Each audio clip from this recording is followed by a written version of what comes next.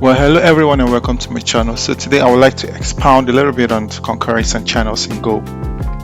And I would like to do this by solving the philosopher's diner problem.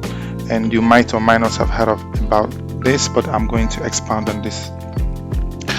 So just think about a scenario whereby there are a couple of philosophers at a dining table, all sitting across each other, and they all have on one fork placed both to their left and to their right, and set up in such a way that for the given number of philosophers there are also an equal number of forks placed right in between the philosophers that are seated around the table.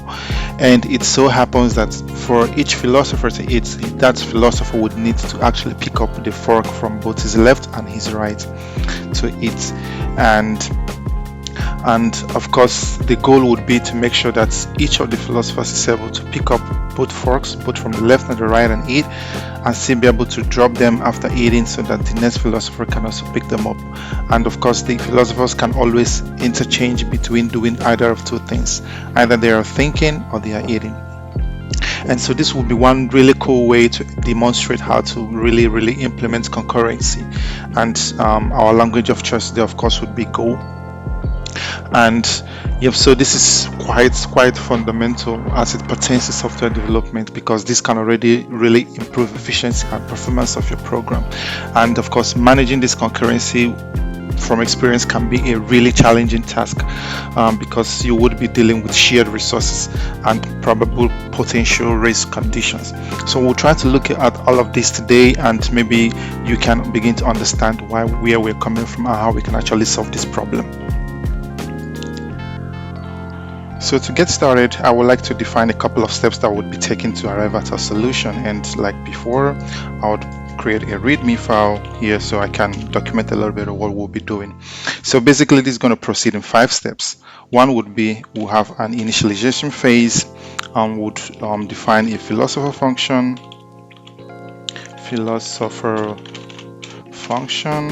if I can spell it correctly, and of course would want to define a pickup function. I can just write it here, pickup function.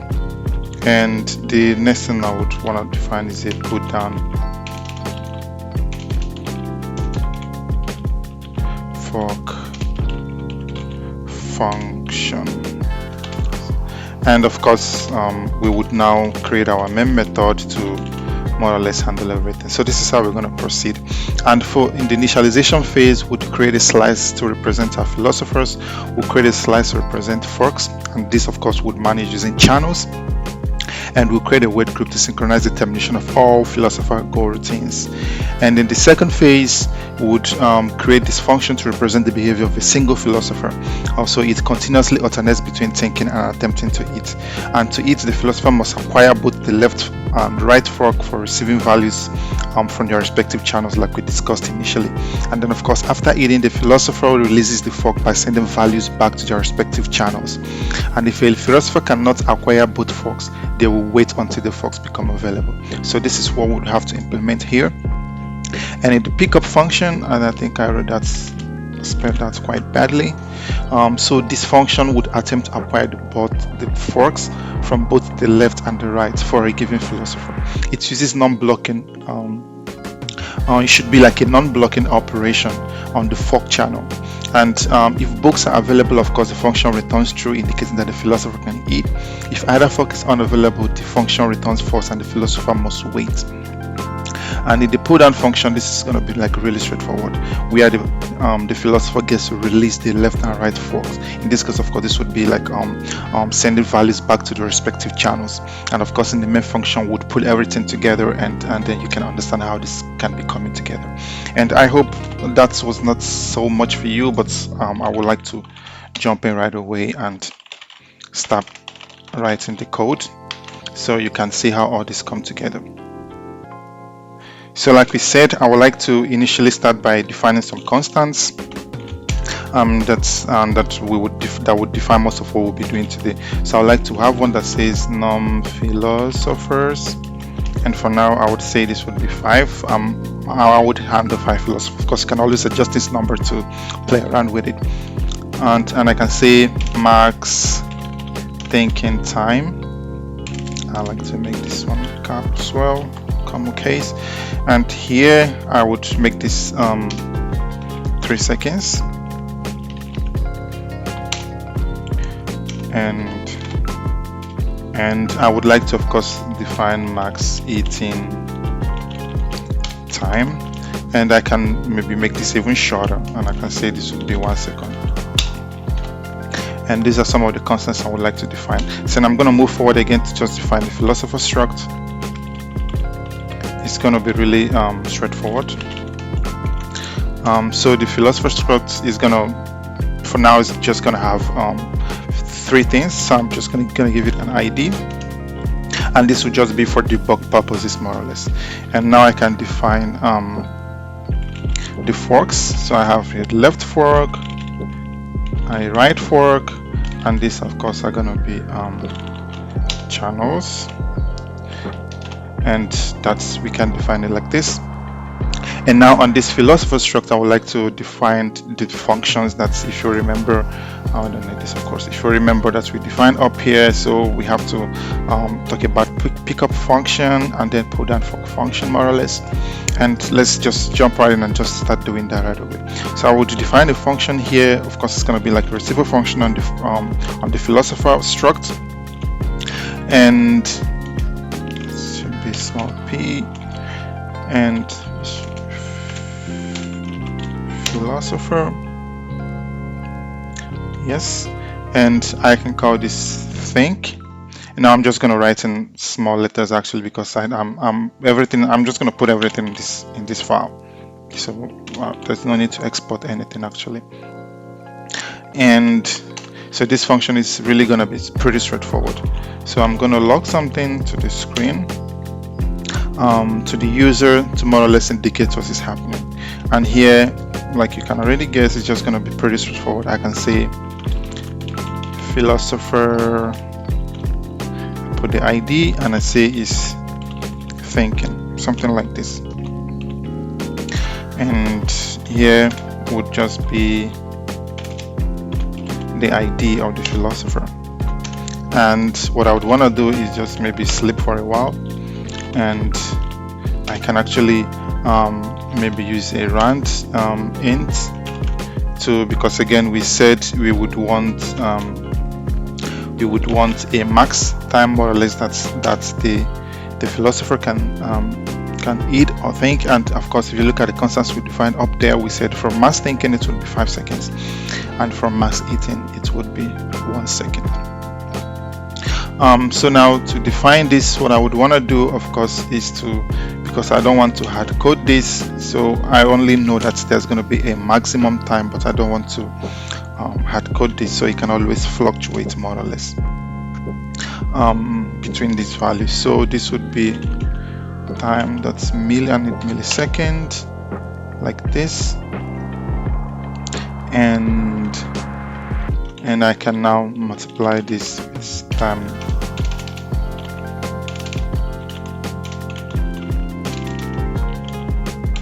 Come on, millisecond, like this. And just so I can have some variability more or less, but still the max would always be 3 seconds. I don't want to go above that.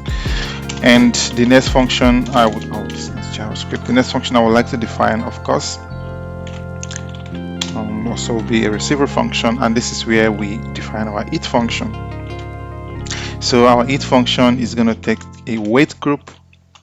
So we get this from sync, that's weight group.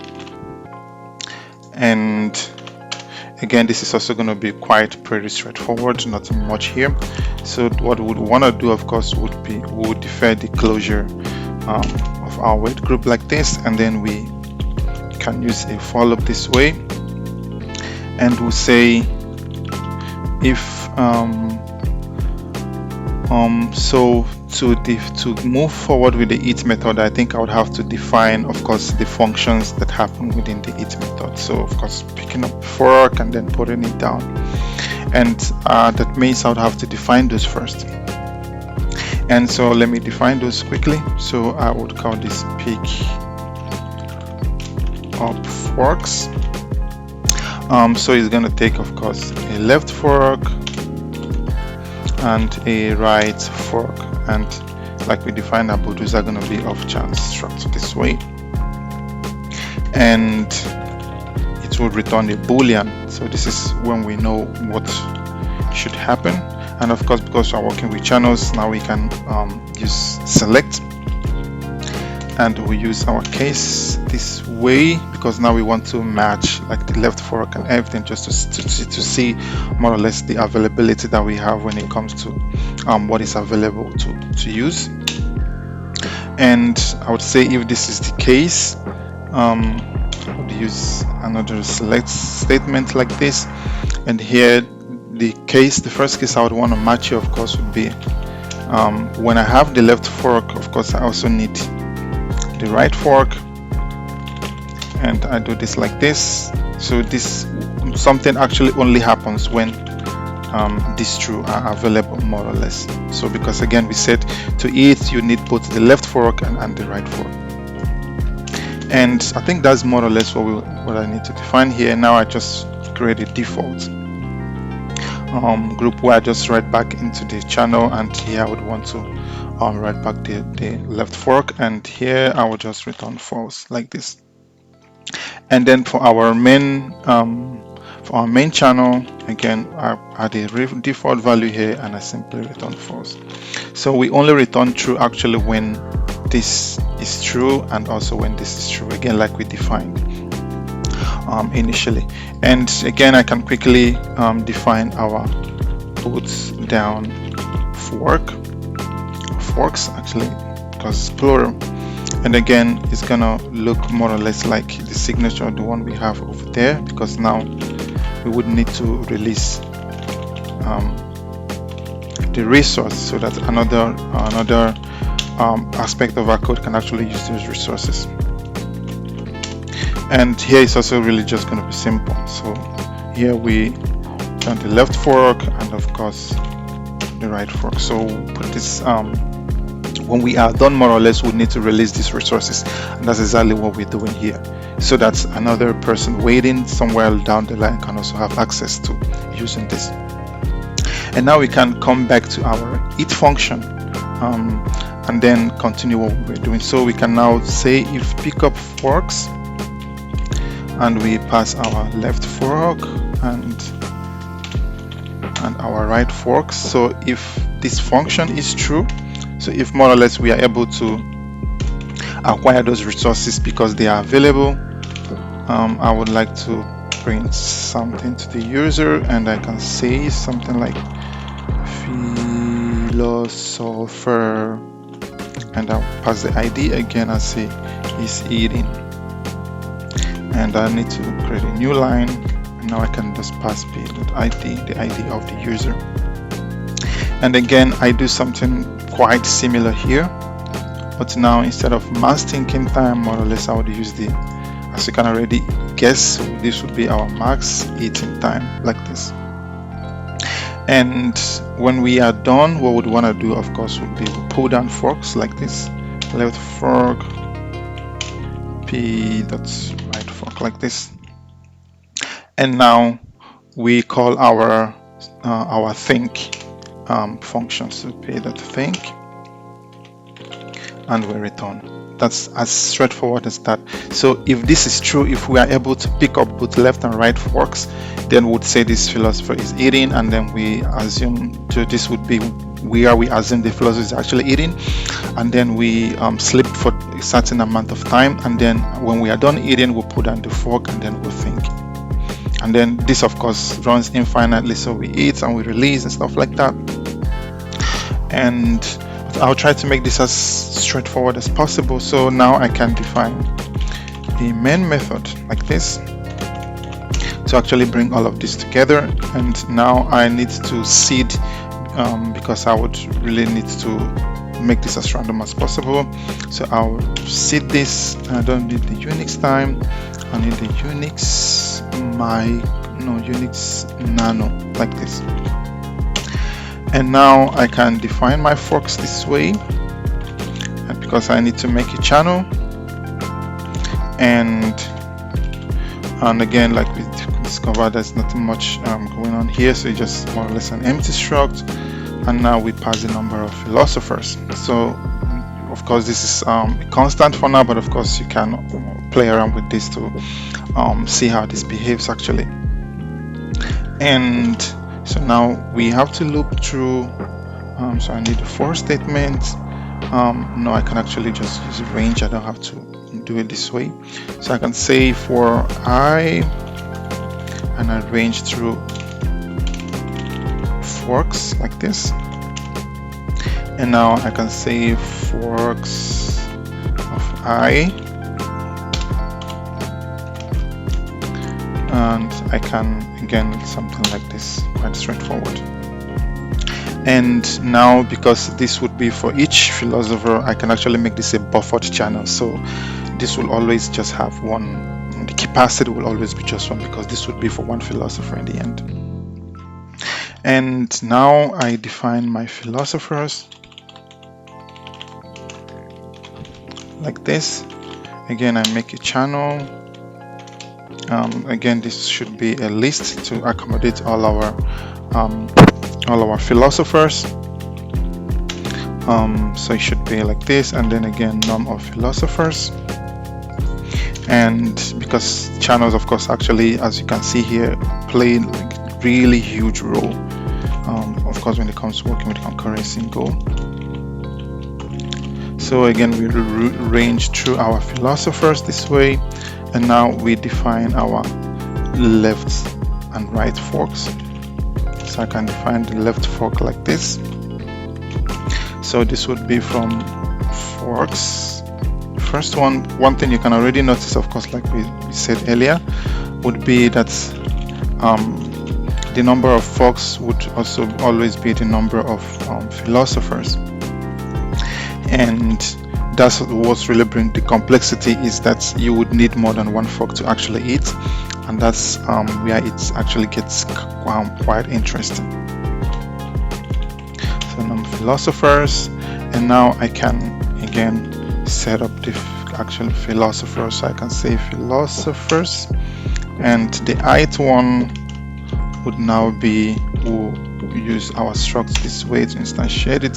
So our ID would be I, of course.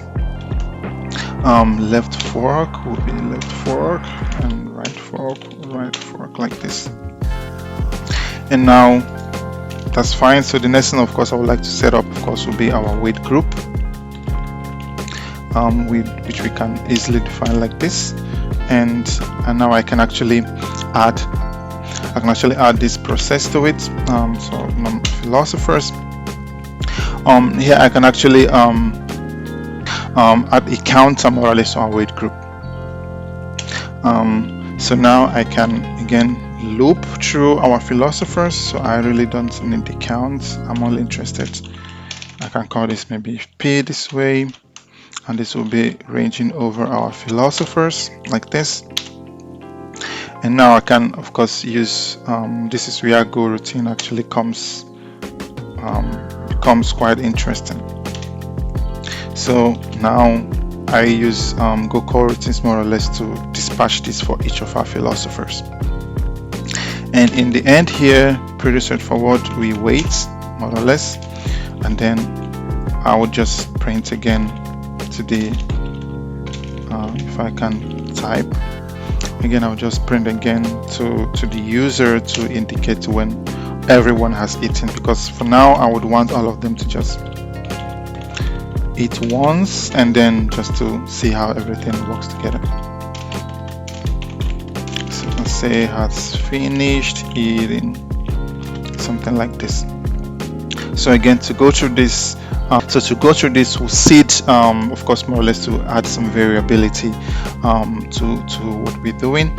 And then, of course, we create channels, because if you look up here in this definition of the struct, so our left and right forks are more or less, in this case, channels that we can read and write into.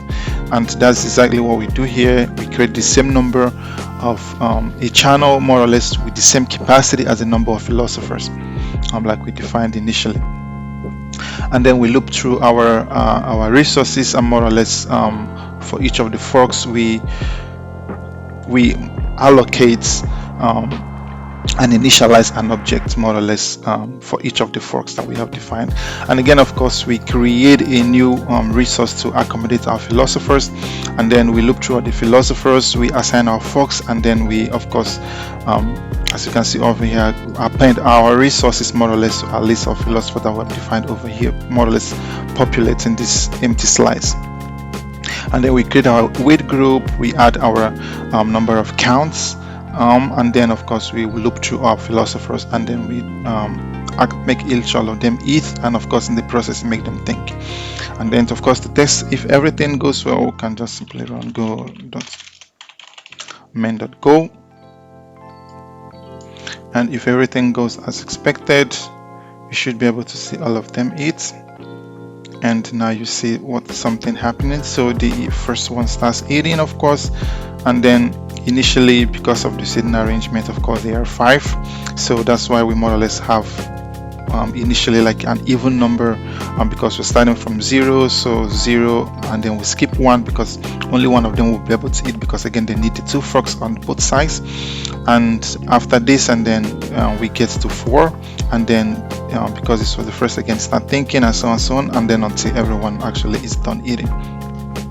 And of course you can play around with this. I can actually make this maybe 10 and run the code again, and we see what happens.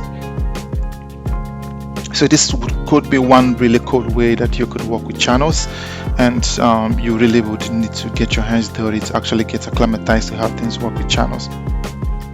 And so the key things I would like you to, of course, understand at the end is that we created goroutines for each philosopher to simulate concurrent execution, as you can see down here in our main function.